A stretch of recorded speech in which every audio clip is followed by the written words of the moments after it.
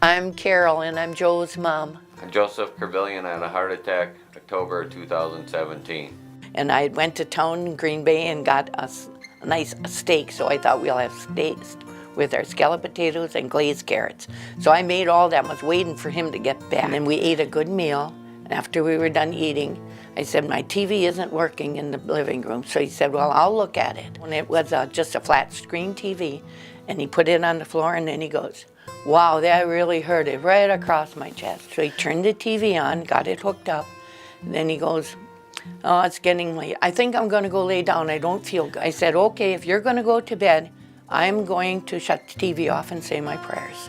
So I shut the TV off, which was a good thing I did that. Shut the TV off, and then he went to his bedroom. But when he got to his bedroom, I heard this clunk.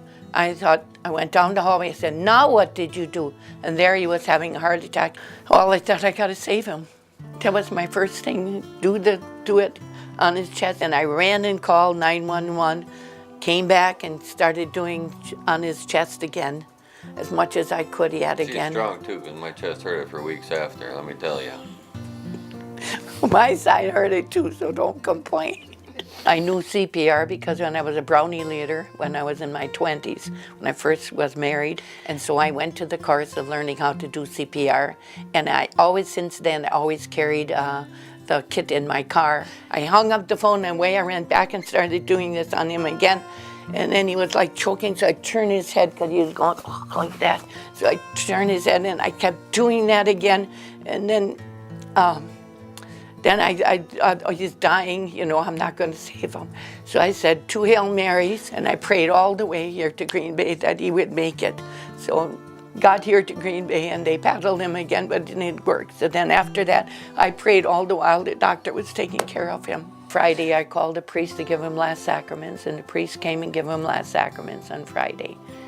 And it was Friday, Saturday morning, the nurse asked him his name, and he said, do you hear me? And he put his thumb up.